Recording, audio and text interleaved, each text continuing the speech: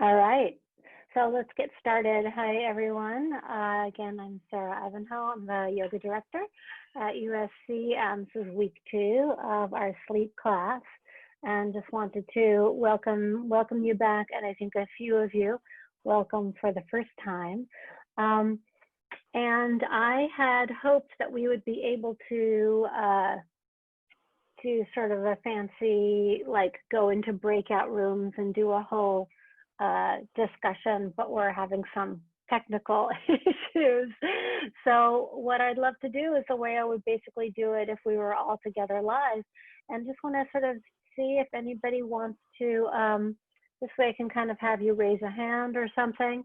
I just want to hear last week how anyone slept last week, if anyone was able to fill out, I gave you guys a sleep log, if anyone was able to fill that out, if there are any findings from that, sort of anything to share, if you did any of the practices that we learned, or just kind of want to hear from you guys to share with the whole group. Anyone want to raise a hand and jump in? I'll volunteer. Oh, sorry. Great. Yeah, thank you. I noticed something interesting in that I slept well the day after our class, and it got worse each day after that. But I was practicing your techniques, and it helped me tremendously each time I woke up through the night. Especially the breathing technique that you taught us. I just lost you on the Zoom. Can you hear me? Yeah. Okay. Yes. The screen shifted. Oh gosh. Difficult. Okay. So so you woke up in the middle of the night and you tried some of the breathing? Yes, and I noticed that I slept the best after our class, and each day after that I slept worse. So okay. I think the class is helpful. Okay, well then we'll make sure to get it again tonight. It could be that when we did the practices are effective for you, and that when we did them together, we did them for a little bit longer. And you know, when you have somebody guiding you, it kind of helps you go with it. So the great news is, if your sleep challenges are already affected by even just, you know, a few techniques, it's a very good sign. So you can start to explore. It means that, you know, some people can do this for years and it doesn't affect them at all. So if it's affecting you even a little bit, I'll take that as great news. Anybody else? I'll go. So the part that was most helpful for me was looking at the homework, because after that I stopped drinking coffee every day. I went outside to get sunlight, even if the air quality is bad here. And I made sure I took breaks throughout the day, and that helped a lot with having a regular sleep schedule again. Oh, that's wonderful. I love, okay, you're actually getting applause, Michelle. That is wonderful to hear. Did you feel that with taking the breaks, without the caffeine, with taking the walks and everything, were you still able to get all of the things done that you felt like you needed to do? Did you have to sacrifice your to-do list at all? I actually felt I got more work done. Yeah, did you guys all hear that? I mean, I find it too, when I do a little bit to stop and take a break and take care of myself, when I then come back, I'm so much more effective at doing everything. And yet somehow we get caught in these ruts of, so I just want to reiterate what I heard from you was the big difference was caffeine, cutting down on caffeine, taking some walks throughout the day, and then also some exposure to sunlight. Yeah. Did I miss anything? No, those are the main ones. Oh, great. Okay, so for you, so Sheila was saying that she found that some of the relaxation techniques were effective when she woke up at night. What you're saying is that some of the sleep hygiene techniques helped affect your productivity during the day and your ability to fall asleep. Yeah. Wonderful. Great. Thank you. Great. So, great. Somebody wanted to, great. No problem with the camera off. So somebody is making a request here in the chat, Vishal, wanted for me to go over the Ujjayi breathing again. So I can actually do that really quickly, and then I'm gonna dive into some information I wanna get to you guys today. So Ujjayi breathing, just to reiterate, and there are some people that take a long time to learn Ujjayi breathing. And also, if by any chance, if you know that you have a deviated septum, people with a deviated septum have a very difficult time doing the Ujjayi breathing at all. So you shouldn't worry about that. You should just go back to natural breathing. So basically what happens in the Ujjayi breathing, listen, all we have is our sinuses and our mouth, and they connect down to our esophagus, which goes into our lungs, right? So both our sinuses and our mouth basically connect, and they connect to the back of our throat. Instead of when we're doing Ujjayi breathing, we're not breathing through our mouth. So the breath is through the nose, of course, but it is through the nose in regular breathing. But what we're doing is we're sort of using our muscles in the back of the throat to essentially close down the passageway of breath. And if you imagine, like there's what they call, like when there's a fireplace, you use like a bellows for fire. There's a lot of air in a bellows, and you take a lot of air and you put it through a very small hole. It takes a lot of time for that air to go through the small passageway, but what it does is it evens out the passageway. That's basically what Ujjayi breathing is. I'm sort of closing down the back of my throat, which is essentially what happens when we are sleeping. And also, essentially what happens, it happens too much when we are snoring, like that, right? So that's kind of too much of a close down of the back of the throat. So the way I like to do Ujjayi breathing is I like people to learn it simply by matching the sound, because I believe that you can learn it by just sort of mirroring the sound better. Again, much the way a child learns how to walk, right? A child doesn't get like an instruction manual or look at a physiology textbook to learn to walk. A child sees people walking. They go past their logical mind, and the child just starts walking. They just copy it, right? Just with our what we call mirror neurons. So I'm going to invite you guys to do that with me now. So for a moment, just try sniffing a regular sniff.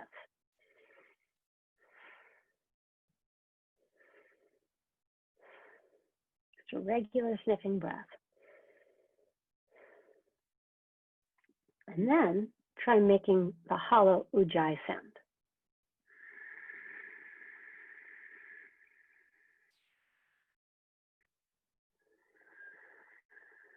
Now, if you're trying to figure out how I did that, you're not alone. I'm going to encourage you to just for a moment, close your eyes. Don't turn your camera off because we're going to jump into some slides in a moment. But just close your eyes and try making different sounds with your breath. Just play around with the sounds. So I'm going to close my eyes. Here's a sniffing sound.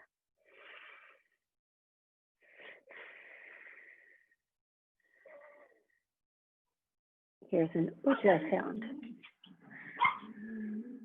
That's the sound of my little dog barking. Excuse me. She's been really crazy today.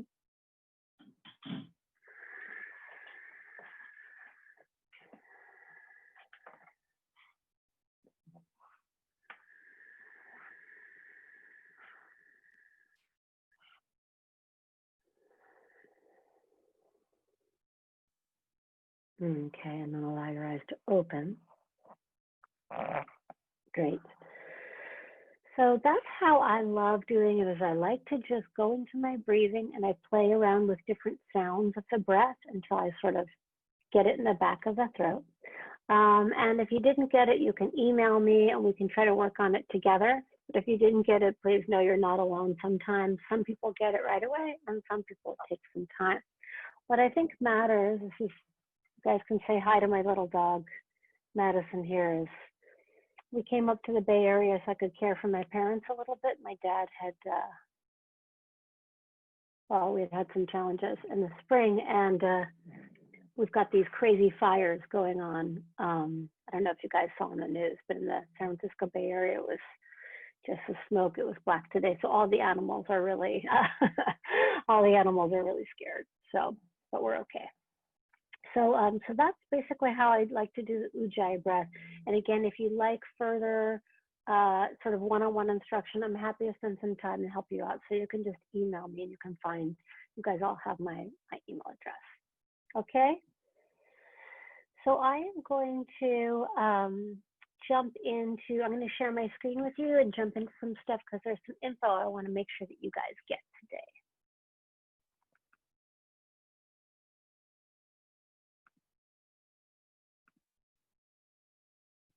Oh, of course, I'm not starting on the right slide. And here we go. Okay, wonderful. All right, you guys can see this okay? Can I get a little nod? Okay, great. So just want to go over once again the way we're doing the flow of our 5 weeks together. Last week we did how sleep works and how it doesn't work.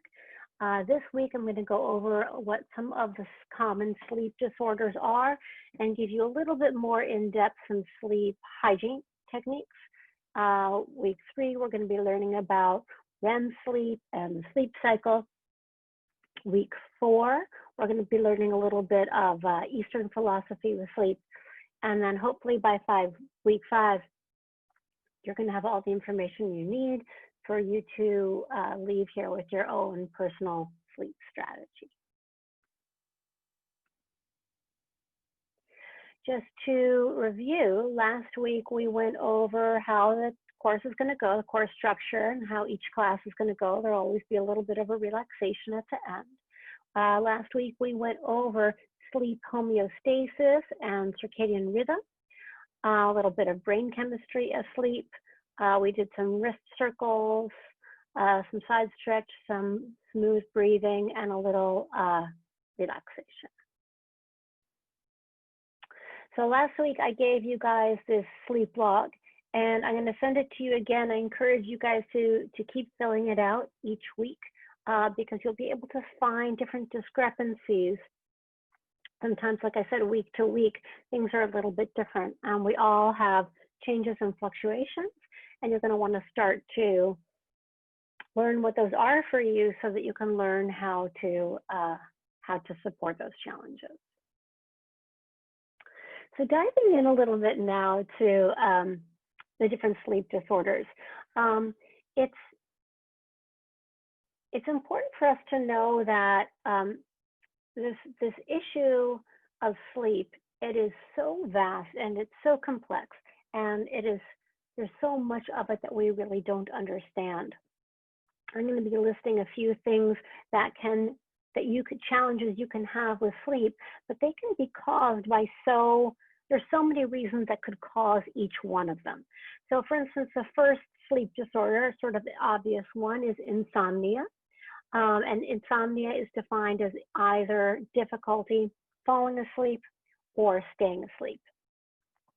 But just, one person that has insomnia to another person that has insomnia, they could be caused there's 100 different reasons that insomnia might be caused. So just because two people, they both have trouble falling or staying asleep, it doesn't mean that their cure or their sort of support tool is going to be the same.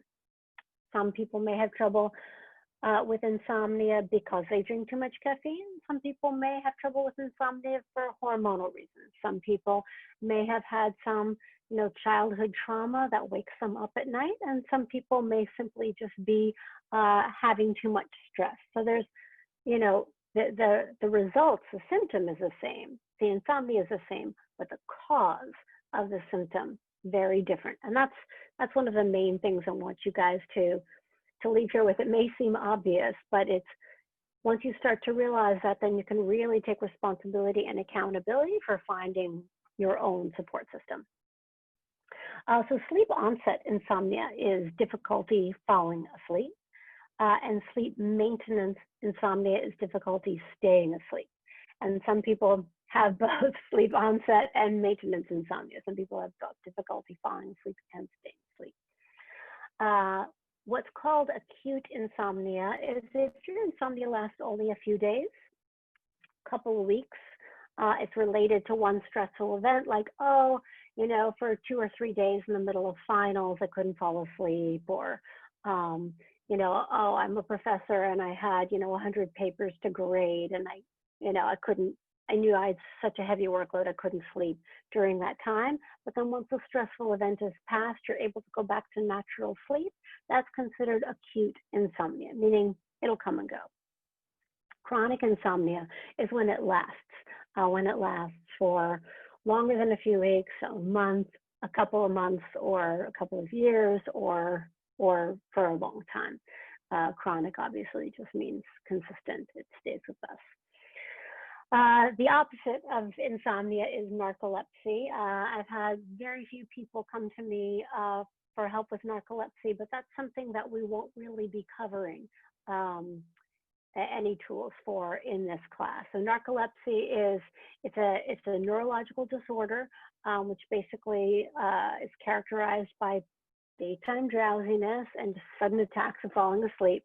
And mostly our sleep class is going to be focusing on people who have trouble falling asleep, staying asleep, or who have tension disorders during sleep. So if you are one of the very few people that have come to me in the sleep class, if you feel like you might have narcolepsy, I'm going to suggest that you go to a physician, you see a doctor, and that you get help that way, because mostly what we're going to be focusing on is the opposite.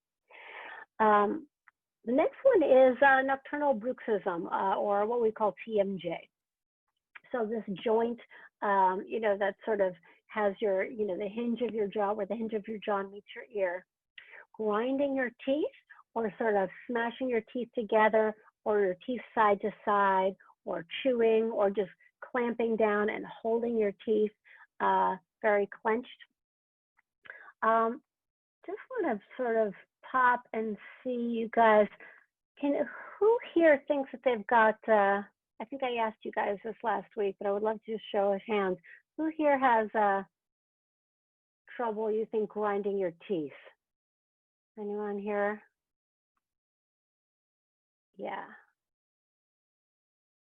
Great. So it's super common, and what's so interesting is it's getting exponentially these days. It's getting exponentially more common as we go.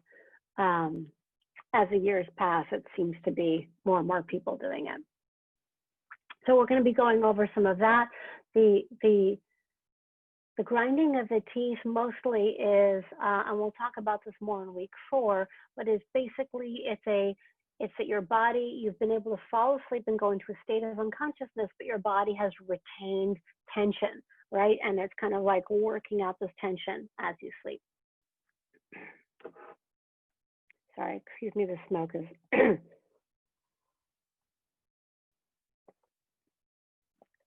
Okay. The next one I want to mention is sleep paralysis. Anybody here believe they have sleep paralysis? I do. Some people are raising their hand at every single one. Right, I feel you. Yeah, right. So sleep paralysis is actually, it's really actually nothing to be that concerned about. It's also very common, and it usually passes. But basically, while falling asleep, or that sort of halfway stage where you're starting to wake up, it's the inability to move your body. So the good news is your body is still breathing, so it's not like you're actually completely paralyzed. If you're completely paralyzed, you wouldn't be breathing. So your body is at least breathing, but you have not been able to kick into voluntary movement, and it can be scary and disorienting. And I just encourage you, for any of you who experience that you just sort of have a moment of consciousness there and say, hey, this is going to pass. And sure enough, always my movement comes back, and actually just go for, instead of going up against the paralysis and trying to like push and force your body to move, just kind of imagine your body is relaxing. See if you can get into the conscious relaxing. And sometimes that actually helps people relax, and then you kind of break through the barrier of it. So almost like a little bit of a reverse psychology to your body. I agree, Sarah. That happened to me. That's happened to me. It started to happen, I think, within the last year. I had never experienced it, and I live alone, so I was freaking out. And so by the second, or I think the second or third time it happened, I was just like, well, there's nothing I can do. So I just kind of just sat with it and was just like, I'm just here until whatever. And then just making peace with it helped me with the anxiety and it subsiding. Oh, I'm so happy. Is this, sorry, I couldn't see who was talking. Was that Shanice? Shanice? Yeah, Shanice. Yes. Yeah, great. Shanice. Yeah, I'm so glad. So validating. First of all, I'm so sorry to hear that you had the experience. I live alone also, and it's very scary, but what a sort of triumphant thing that you were able to kind of like work through it yourself and really build trust in yourself. And usually when people start to get it, they panic and they try to push against it, and then the paralysis is there and it causes more tension and anxiety. But usually if you try to relax, it reverse psychology, and somehow it kind of helps people get through. So I'm so happy to hear that. Another one, which is it's funny because it often happens to people who have sleep paralysis, but it's sort of the exact opposite. It's called a hypnic or myclonic jerk. So, and this is when I don't get the paralysis, I get these jerks sometimes where I'm falling asleep and all of a sudden my body will do like a big jerk or a twitch or something like this. I feel like as if I had in a dream was like falling off a cliff or some big jerking movement. And very often, if you're doing that as you're falling asleep, it like wakes you up into a total panic. And this gave me a lot of anxiety for a really long time until I did my research and found out that this is actually it. It's a sleep disorder. It's got a name. A lot of people have it. It's very common. And again, it's sort of a tension-related thing. And just whenever, if and when it ever happens, I try to just tell myself to like calm down, take a break, try to relax everything that I can, and to just try to move through it. Next one is restless leg syndrome. And this is also very common, where it's basically once you've fallen asleep and your legs start kicking, and I'm just going to kind of include also sometimes people, make fists with their hands. They take their fingernails and kind of grind into their palms. These are all sort of tension-related disorders. So for me, I think I mentioned to you guys last week, if I don't do yoga for like 3 days straight, I will for sure have restless leg syndrome. And so what I've discovered is that for me, it's not a syndrome. It's just simply my body needs to do a certain amount of movement to release a certain amount of calories, a certain amount of tension, release a certain amount of energy, like my crazy puppy that's been running around the house all day, right? If she doesn't run around, then she's, bouncing out. If I take her on a nice long walk, well, then she's gotten that tension out and then she'll calm down and go to sleep. So basically I found the same is for me. If I get enough exercise, if I move myself around and I kind of tire myself out enough, then I find that eases up. So for any of you that happens to, I would love for you to email me, let me know what your experience is and see if doing some sort of yoga or extra exercise is helpful. And the last is sleep apnea. Now, sleep apnea is, it's almost similar to what we just did with Ujjayi breathing. With sleep apnea, basically what happens is as people are falling asleep, their airway basically totally closes up and blocked. The beginning of it sounds like an Ujjayi breathing. When it's a little worse, it sounds like a snore. Right? It's very attractive, right? And then when it's even worse, a snore actually stops your breath. So it'll be like,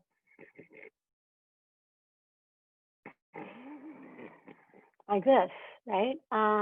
And maybe some of you, if you do have a roommate or sleep next to a partner or whatever, if you've heard somebody doing that breathing, it's very scary because you get used to hearing them breathe and all of a sudden they're not breathing and then they start breathing again.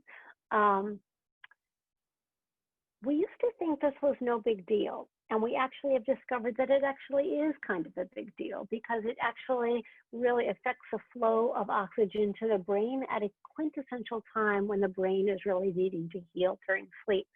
So if you think by any chance this might be you, or if you know somebody who has it, please tell them. I do encourage you to go to the sleep center. USC has a sleep center. And they go and they monitor you. You go and spend a night there, and they'll let you know whether you have it. It's important for many reasons, like I said, for all of that healing, but also we talked about for those of you who may feel that you get 8 hours of sleep and you're like, hey, I even let myself sleep as long as I'm supposed to, but I never really feel rested. I never feel, I don't wake up the next day feeling like I'm ready to go. I don't feel energized. Like, how is it that I'm always sleeping and I never have that energy that I used to have or that I know I should have? If that's you, again, I'm wanting you guys to come up with your own personal sleep strategy. If that's you, one of the reasons may be, there could be tension disorders, but one of the reasons may be you might have sleep apnea. So if it's really serious, I really encourage you guys to go to a sleep center and get yourself checked. Sleep apnea is a big deal. Okay, and then this is going to be our last bit I'm going to go over with you for today. So this sort of 7 steps to serene slumber, this is your sleep hygiene sort of to do and not to do list. And listen, books have obviously been written about what to do and not do for sleep. So there's a lot of things that I could have included here. I didn't want to give you guys an exhaustive list and go on for hours. But just briefly, I'm going to go over a few things that I feel like really do make an effect. What I encourage you to do is to experiment with these because like I said, some of them make a difference and some of them don't make a difference. And you don't want to be forcing yourself to sleep in a fully dark room if that doesn't affect you at all. Like you want to put your energy where it's going to be most effective. So the first one is stimulants. We talked earlier, somebody shared about caffeine intake. I really encourage you guys, again, I don't discourage caffeine completely. If you need it, then drink it. I just wouldn't drink it for any later than maybe, 1 o'clock in the afternoon, something like that. So kind of get it in early. Sugar is also a stimulant. Any kind of dessert, carbohydrates I include as sugar, right? So if you have a big like pasta meal, I would encourage you to eat that earlier in the day, or lots of bread, whatever it is. All of that kind of turns to sugar in your bloodstream and then ultimately jacks you up. That's why it's so fun to eat, right? The other thing is, I know it seems strange here, I have alcohol as a stimulant. I know that alcohol is a barbiturate and it does kind of slow you down initially when you drink it. However, anybody that is a consistent drinker, you'll probably notice that if you have alcohol at night, it's possible that you may be waking up at about 3, 4 in the morning, 2, 3, 4 in the morning. And if that's the case, that's because that's how long it took for that alcohol to turn to sugar in your body. And then once it turned into sugar in your body, it woke you up. So it's very common. Again, I never tell people don't drink or don't eat sugar or don't caffeine. I mean, I want you guys to live your life. But it's just important for you to know if that's the thing that is affecting your sleep, that you then choose your moments with it, right? Some people, it doesn't affect their sleep at all. It's something else. So you want to start to figure out which is for you. Exercise is for sleep. Perhaps I'd say, like for me, I really believe it might be the most important thing that we do. I sort of believe that, like back in the caveman days when we all were hunters and gatherers and we were all moving all day long, like other animals, we're out on the hunt and we were just active all day. I don't know what sort of sleep disorders were happening back then. Right now, we have to be at the office, we have to be at school, we have to be sitting in a chair for 8, 10, some of us 12, even 14 hours at a day. We're just not getting the basic exercise that we need, and very often it's just that simple. The problem is, my heart really goes out to you if you haven't slept and you're absolutely exhausted, and that's happened for a few nights in a row. Usually the last thing you want to do is go exercise, right? You're so tired, you feel like, I can't exercise because I'm too tired. At least try to get yourself on some sort of walk. And at least, I really encourage you guys, if nothing else, to find some sort of a regular exercise routine, and start it now. This is going to affect you the rest of your life. Like, there's not one health professional. There's a lot of things we all disagree on, but there's not one health professional that would say, oh, you shouldn't exercise more, right? It really is for your health, for your sleep, for your mental health, perhaps the most important thing. Questions of napping. For me, sometimes I would go, I think I shared with you guys that when I was at my worst, I would go several nights in a row without sleeping, and be severely, severely sleep deprived. If I, at that point, were ever able to get a nap, boy, I would take it, and it would make me feel great. If you feel like you are napping consistently and you're napping in the middle of the day for like an hour or something like that, and then you can't get to sleep at night, okay, well then that nap might be disrupting your sleep. But for the most part, a 20-minute nap, I find that it really helps a lot of people. So I think, again, it's something that you want to sort of experiment with and see what works for you. Light exposure is one of the biggest issues. Most of us are being exposed to these, blue lights through screens all day, which is sort of waking up and blasting brain hormones, wake up hormones in our brain that were not meant to be ignited, right? Sunlight during the day sets our biological clock, our circadian rhythm, and dialing down, like when we're done at 7 o'clock, you should either have the glasses with the screen blockers or a blue blocker on the screen, or just even better, just turn off computers and phones completely. Some people say, no phones in the bedroom ever. And I mean, I don't find that has affected me, but I also don't have an addiction to my phone. So I think you know who you are, you know what your issues are there. Want to just address food and eating in regards to sleep. Personally, I've moved my dinner time way earlier. So I'm now eating my dinner at 5, 6, like full early bird special. I'm so embarrassed. I used to be very European and have my dinners always at like 8:30, 9 o'clock at night. But I actually really found that when I did that, I wasn't getting good sleep. And I know many people that do that and also suffer from acid reflux, which wakes them up. And I'm like, well, what time did you have dinner? And so, they may go, oh, well, I just take something for the acid reflux. It's like, well, you could just eat earlier and not get acid reflux. So I'll leave it to you to sort of find your sweet spot there, only if you feel like this applies to you. But I also just want to mention, some people do find that having sort of like a midnight snack or a little something at the end of the night can sort of help to calm you down for sleep. So if that's for you, I won't say no eating at all. You just have to find your sweet spot. I do encourage you to, I sort of said, no phones in the bedroom at all. To me that might be strict, but I do believe that it has made a difference for me that I don't do my daily activities in my bedroom. Like for years, I would plop down with my laptop in bed because it was comfortable, and I would start to get into work stuff. But then I would start to associate being in bed with work stresses. And I find that now, even if I'm staying in a little Airbnb, up here in Marin, I'm just in one big room. you know, unlike my house in LA where I've got like 3 floors, even here in one room, I've got my bed over there and I don't go near it all day long. I do my work here at the table, I do it over here at the couch. Even just a little bit makes a big difference. Um, you know, getting yourself into some sort of pajamas, doing some sort of, just making sure that you've got sort of a sacred space there for your bedroom.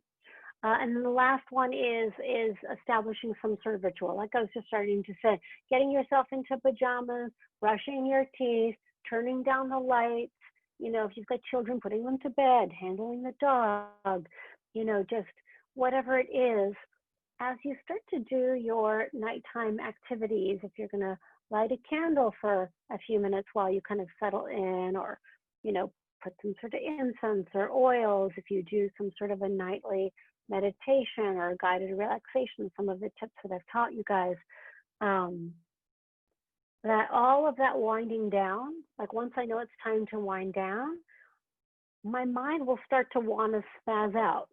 But I use those moments to start to retrain my thoughts. So like when I go to brush my teeth at night, I'll be like, this person did this, or I'll be thinking about the day, or I'll be thinking about tomorrow. And I specifically try to stop myself so that even brushing my teeth is a moment of calming down and winding down.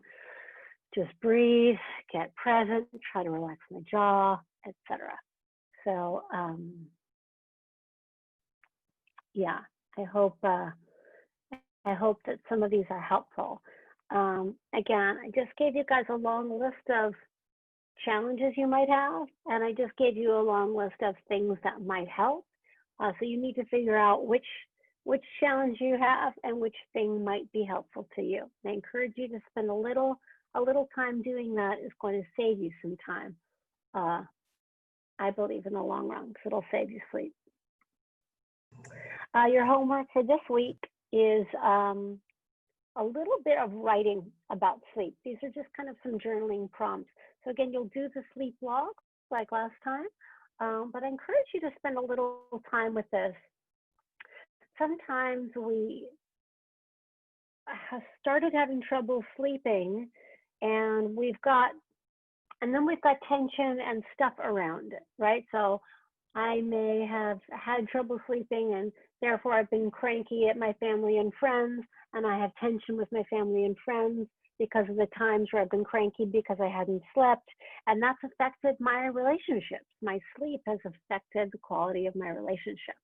And it's important for me to know that, so that I can then start to talk to everybody, share my challenges, and hopefully mend some of those problems. You know, maybe I started having trouble sleeping by some sort of issue that happened in my past, and I'm actually not going to sleep well until I go and seek some therapy and work through that issue that happened in my past. So I'm just going to encourage you guys, and again, none of this homework is, you know, official homework, none of the stuff you have to do, but I do encourage you to spend a little bit of time getting to know yourself and how sleep has affected your life and how your life has affected your sleep. Spending a little bit of time uncovering your own truths there, so that you can find some peace. Okay, so that will be your homework. I think this is the last slide. Okay, great. So I'm going Excuse me, Sarah. Yeah.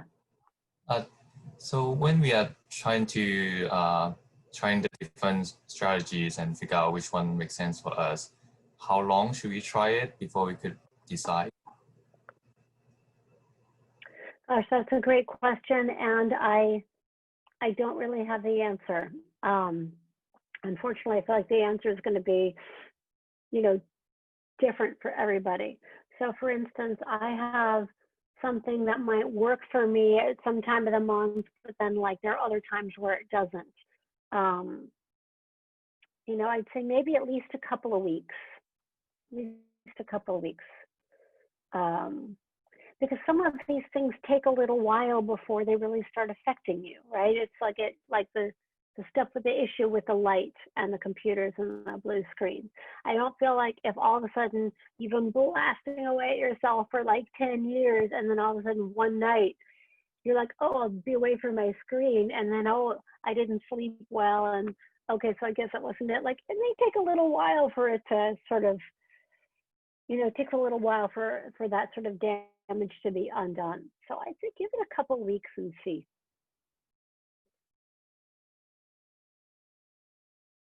Great. So we only have about 15 minutes now, and I'd love to jump into a little bit of practice. So I'm going to invite you to keep your camera on for about the next 3 minutes, and then we'll do the last sort of 10 minutes for relaxation. Okay, so I'm going to just take my glasses off here for a second. This is for all of you who grind your teeth, who have TMJ. We're going to do a little bit of a face and jaw massage, and this is nice even if you don't have that challenge. This is something that, again, like I said, when I'm doing like a nighttime ritual, I brush my teeth and I'm already telling my jaw to soften. I'm kind of giving a signal to my brain.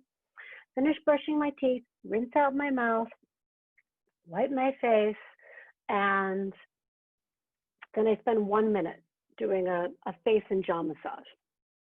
It's going to start like this. You're going to take sort of the heel of your hand here, and I usually I've got these AirPods in, so it's a little tricky. But go way to the back where your jaw and your ears meet. It's like in that big bump that sort of, just like to give some circles.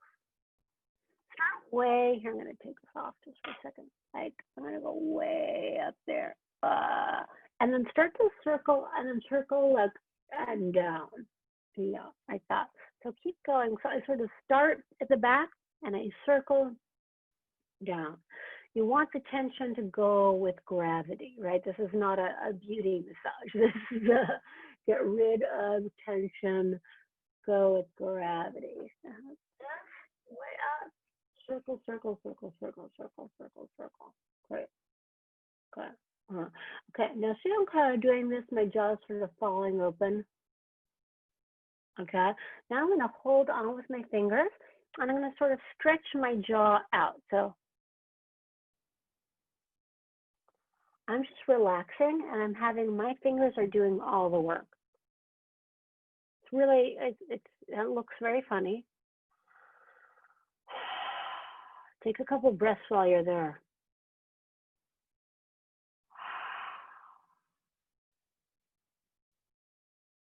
Great. Now, part of what's happening is that we want to trick, the muscles are in a pattern, right? They're in sort of like a bad habit, and we want to trick them. We want to almost disrupt that bad pattern. So now I'm going to have you keep your mouth closed, but use your hands to try to open it.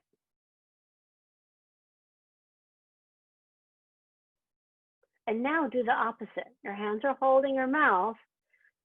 Try to open your mouth, but your hands don't let you. These are like little physical, like if you went to a physical therapist for TMJ, this is what they would give you, right? These little exercises. Great. And then once again, use your hand to just stretch it open.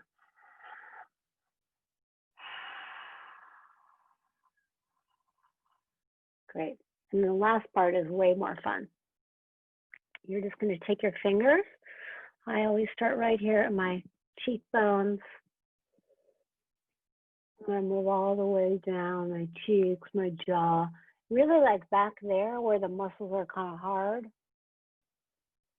To the chin. Go above the lips. Go back up and around. Get the forehead. And then just for about 30 more seconds, close your eyes and just kind of keep going with your fingers all over your face. Deepen your breath as you do this and tell your face and jaw to start letting go. Just close your eyes, move it around, tell it to start letting go.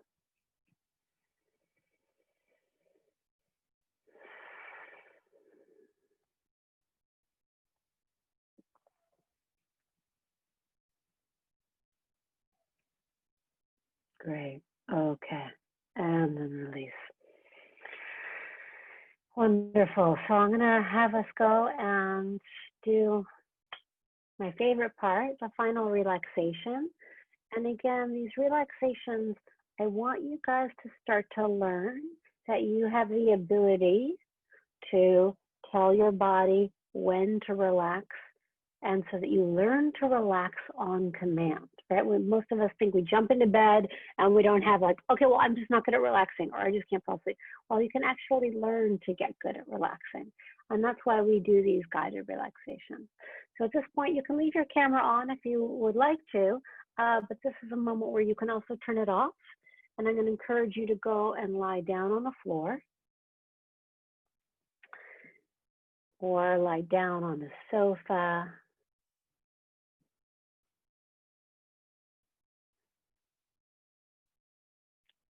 or if you're in a big chair, sit back away from the chair.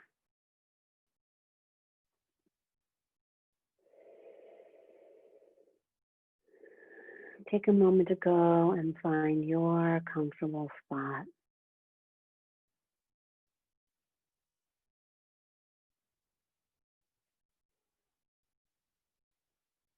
And once you're comfortable, take a deep breath in through your nose. Let it out through the mouth.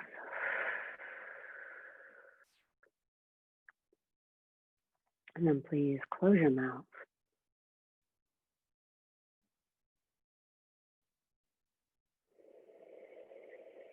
And let your breath just find its way, breathing in and out through your nose. And it'll be a few moments where the breath pattern shifts until it finds its new natural pattern.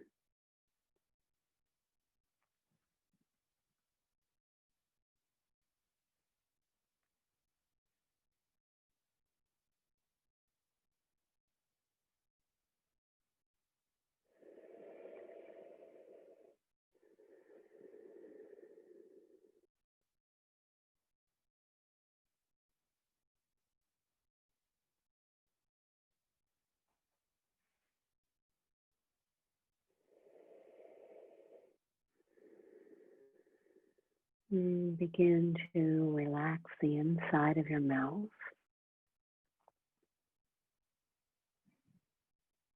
Feel the teeth and gums release, tongue softening.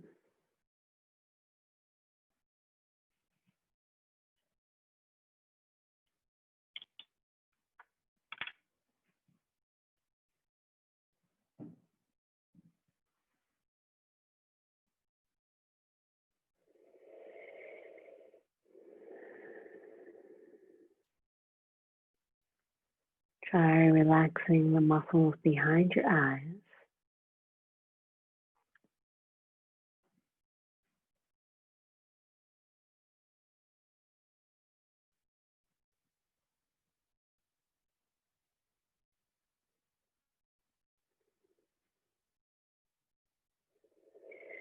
And then be aware of the shape of your whole head. Your whole head getting heavy.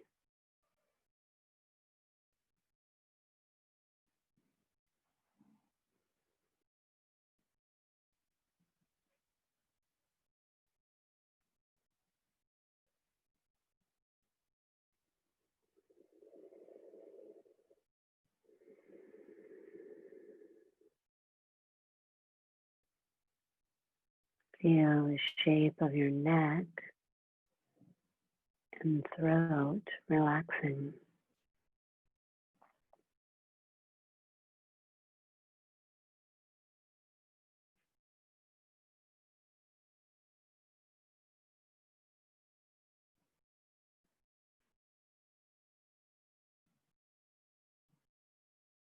Bring your attention to your right shoulder. Feel the whole shape of your right shoulder.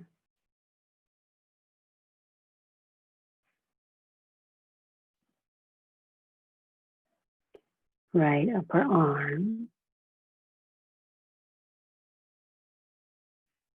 right lower arm, and right hand.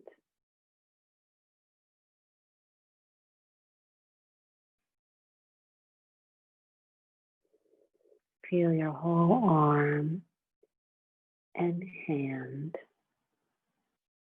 relaxing and getting heavy.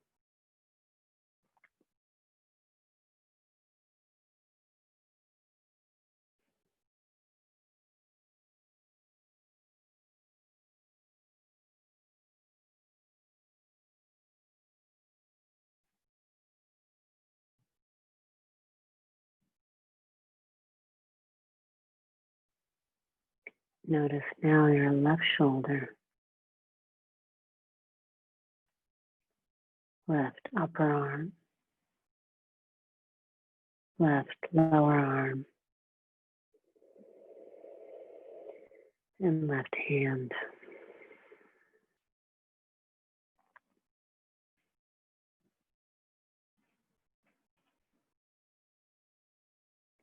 Soften and release your whole left arm and hand.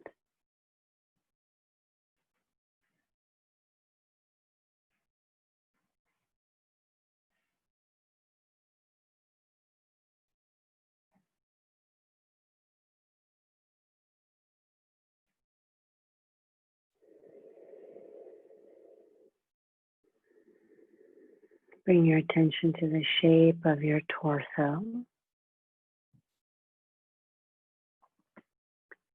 your whole torso.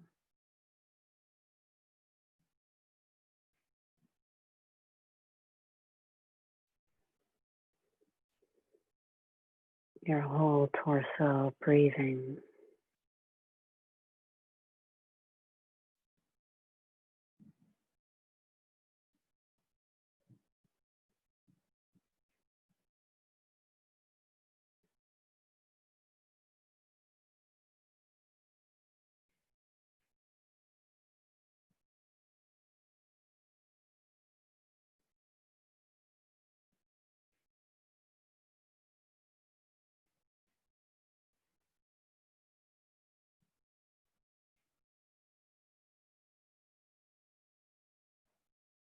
Noticing now your right hip, right upper leg, lower leg, and right foot.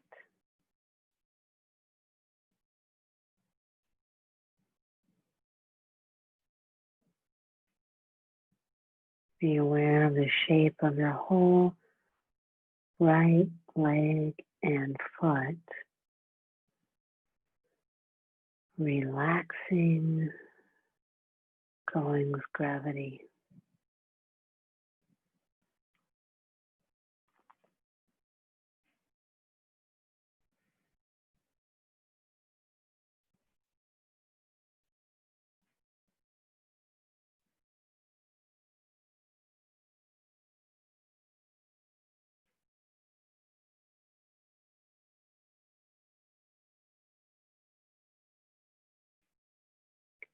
Awareness comes to your left hip, left upper leg, lower leg, and left foot.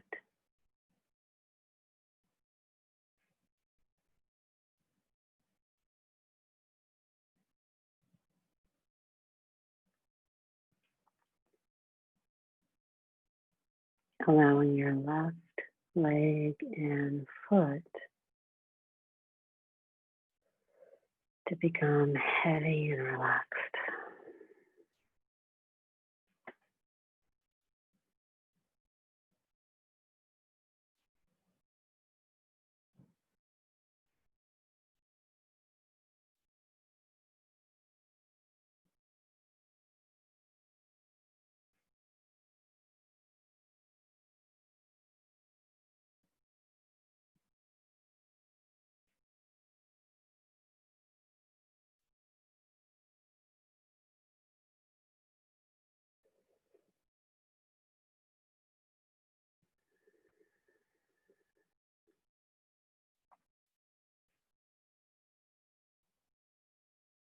Feel the shape of your whole body.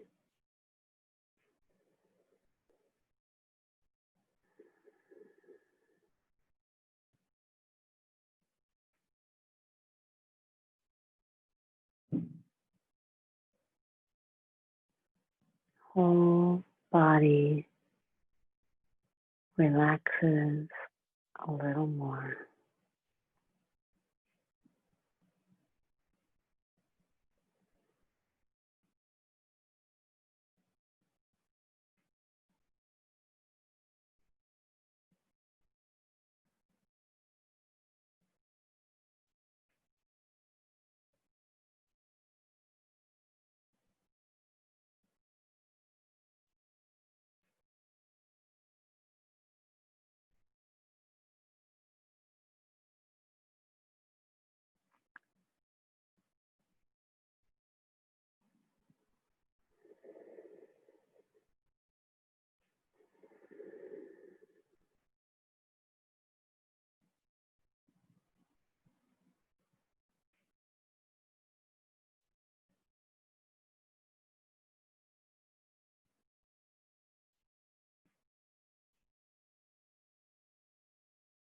Whole body relaxes a little more.